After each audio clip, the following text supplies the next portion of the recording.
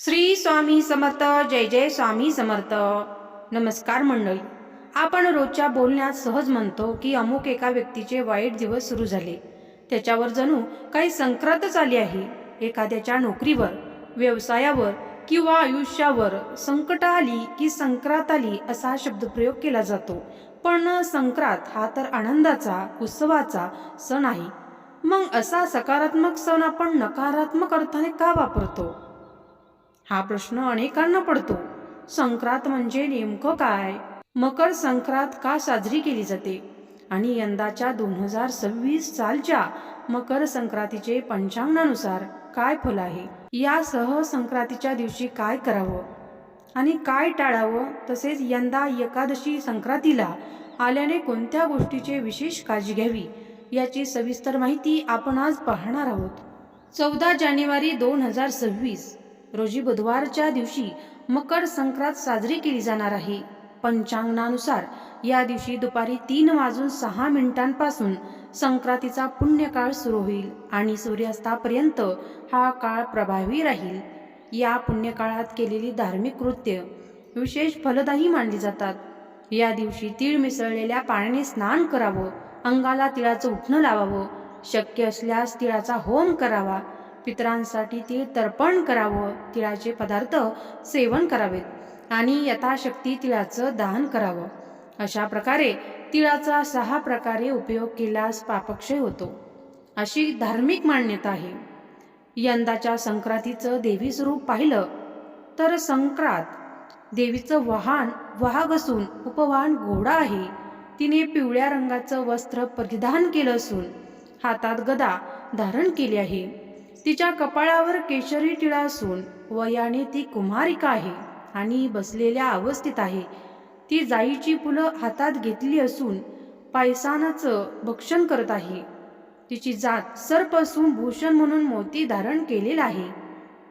संक्रांत पूर्वेकडून पश्चिमेकडे जात असून वायुव्य दिशेकडे पाहत आहे.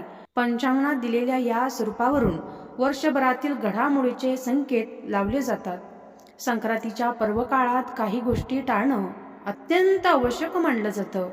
या काळात दात घासणं, कठोर किंवा अपशब्द बोलणं, झाडं किंवा गवत तोडणं, गायीची धार काढणं, इतर कामाविषयक संबंध ठेवणं वर्ज्य मानलं जातं. हे नियम पाळल्यास संक्रांतीचा पुण्यफल पूर्णत्वास जातो, असं पंचांग सांगतं. यंदा मकर संक्रांतीला षटतीला एकादशीचा संयोग आला आहे. एकादशी असली तरी या दिवशी तिळगुळ सेवन करण्यास धार्मिक मान्यता आहे. त्यामुळे उपवास करणाऱ्यांनीही मकर संक्रांतीच्या दिवशी तिळगुळ खाल्ला तरी दोष लागत नाही. मकर संक्रांतीच्या दिवशी महिलांनी दानधर्म करण्यास विशेष महत्त्व दिलं जातं. नवीन भांडी दान करणं, गाईला चारा घालणं, अन्न दान करणं, तिळगुळाचं दान करणं हे पुण्यकारक मानलं जातं. ज्याची आर्थिक क्षमता आहे त्यांनी सोनं, भूमी किंवा गाय दान केल्यास त्याला महापुण्य प्राप्त होतं. वस्त्रदानालाही या दिवशी विशेष महत्त्व आहे. प्रत्येकाने आपल्या ऐपतीनुसार दान करावं, हीच परंपरा आहे. आता प्रश्न उरतो, संक्रांत हा शब्द नकारात्मक अर्थाने का वापरला जातो? याचा संक्रांत हा शब्द संस्कृतमधील संक्रमण या शब्दापासून तयार झाला आहे. संक्रमण म्हणजे एका अवस्थेतून दुसऱ्या अवस्थेत प्रवेश करणे.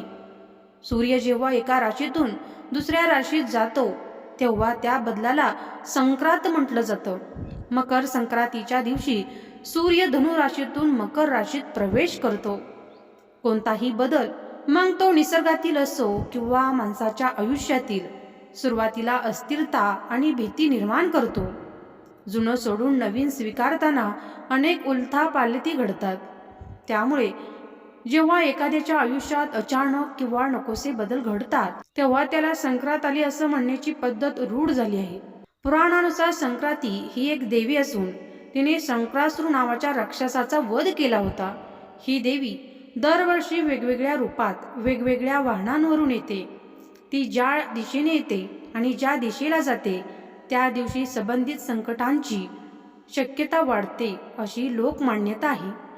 पंचांगात संक्रांतीचं वर्णन करताना ती काय खात आहे, कोणते वस्त्र नेसले आहे आणि कोणत्या दिशेला पाहत आहे याचा उल्लेख केला जातो.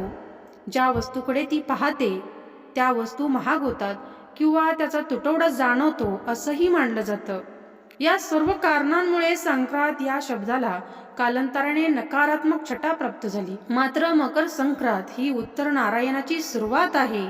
या दिवसापासून सूर्याचं तेज वाढतं, थंडी हळूहळू कमी होते आणि प्रकाशाचा काळ वाढतो. म्हणूनच तिळगुळ घ्या गोड बोला असं आपण म्हणतो. या संक्रमणाच्या काळातील नकारात्मकता दूर करून आयुष्यात गोडवा आणण्याचा हा सण आहे.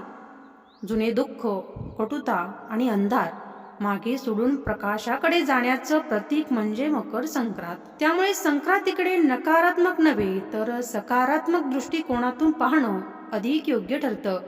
मंडळी, मकर संक्रांती आणि षटतीला एकादशी एकत्र आल्यामुळे जुळून आलेला हा सुंदर योग नक्कीच दुर्लक्षित करू नका.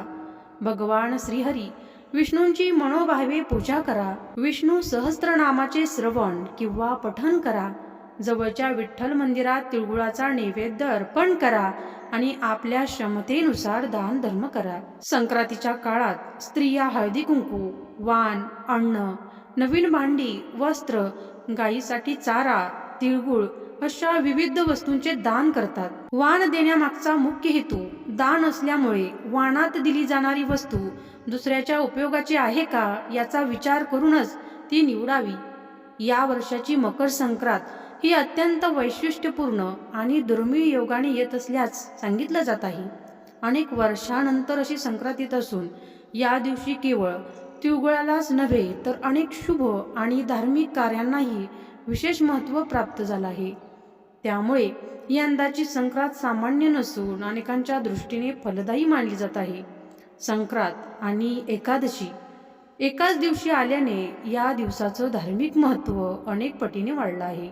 याशिवाय या दिवशी सर्वार्थ सिद्धी योग आणि अमृत सिद्धी योग हे दोन अत्यंत शुभयोगही निर्माण होत असल्याचं ज्योतिषशास्त्र सांगतं. या योगामध्ये केलेली पूजा, दानधर्म आणि धार्मिक कार्य आर्थिक प्रभावी फळ देतात.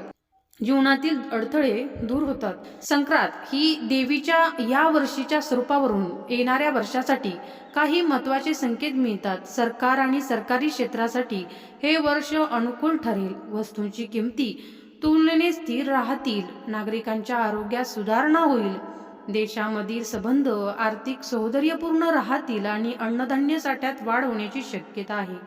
देवीने पिवळं वस्त्र धारण केल्यामुळे पिवळ्या रंगाच्या वस्तूवर परिणाम होऊ शकतो. तसेच पायास भक्षण केल्याने दुग्धजन्य पदार्थाची संबंधित बदल दिसू शकतात असंही मानलं जातं. मकर संक्रांतीच्या दिवशी काही गोष्टी आवर्जून कराव्यात. त्या कोणत्या तर सूर्योदयापूर्वी स्नान करून सूर्यनारायणाला अर्घ्य अर्पण करावं आणि सूर्यपूजा करावी. जप, ध्यान आणि उपासना केल्यास त्याचा विशेष लाभ होतो. सुहासिनी महिलांनी हळदी कुंकू करून तिळगुळाचं वाण द्यावं, गाईला चारा द्यावा आणि गरजूंना मदत करावी. या दिवशी दानधर्माला अत्यंत महत्त्व आहे. तिळगुळ, तिळाचे पदार्थ, नवी भांडी, वस्त्र, धान्य, अन्नदान किंवा गोशाळेत दान केल्यास पुण्य संचय होतो. आपल्या क्षमतेनुसार केलेलं दान आयुष्यात सुख, समृद्धी आणि आरोग्य वाढवणारं ठरतं. मकर संक्रांत हा सण भोगी, संक्रांत आणि किंक्रांत अशा 3 दिवसात साजरा केला जातो. भोगीच्या दिवशी शरीराला उष्णता देणारे पदार्थ खाल्ले जातात. संक्रांतीच्या दिवशी मुख्य उत्सव साजरा होतो, तर किंक्रांतीच्या दिवशी काही ठिकाणी देवीची पूजा केली जाते.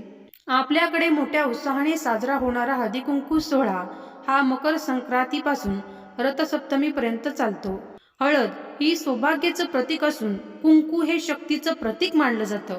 एका स्त्रीने दुसऱ्या सुहासिनीला हळदी कुंकू लावणं म्हणजे तिच्यातील अधिशक्तीला वंदन करणं आणि कृतज्ञता व्यक्त करणं होय. यामुळे घरात सकारात्मक ऊर्जा निर्माण होते आणि सौभाग्य वृद्धिंगत होते. अशी ही यावर्षीची मकर संक्रांत अत्यंत शुभ, पुण्यदायी आणि विशेष फल देणारी आहे. या दिवशी श्रद्धेने पूजा, दान आणि उपासना केल्यास निश्चितच जीवनात सकारात्मक बदल घडून येतील. मकर संक्रांतीच्या सर्व माहिती बरोबरच सुगड पूजेची पद्धत आणि एकादशी संक्रांतीला आल्यावर काय करावं, काय टाळावं याविषयी स्वतंत्र व्हिडिओ आपल्या या गॉड इज ग्रेट या चॅनलवर उपलब्ध आहे. त्याची लिंक डिस्क्रिप्शन बॉक्समध्ये देण्यात आलेली आहे. मकर संक्रांतीच्या आपणा सर्वांना मनपूर्वक शुभेच्छा. अशाच माहितीपूर्ण आणि धार्मिक व्हिडिओसाठी गॉड इज ग्रेट या चॅनलला सबस्क्राईब करा आणि बेल आयकॉनवर क्लिक करा, जेणेकरून नवीन व्हिडिओची माहिती तुम्हाला वेळेवर मिळत राहील. आपल्या सर्वांना मकर संक्रांतीच्या खूप खूप शुभेच्छा. आपल्या घरात आरोग्य, ऐश्वर्य आणि समाधान सदैव नांदो ही श्री स्वामी समर्थ चरणी प्रार्थना. बोला श्री स्वामी समर्थ.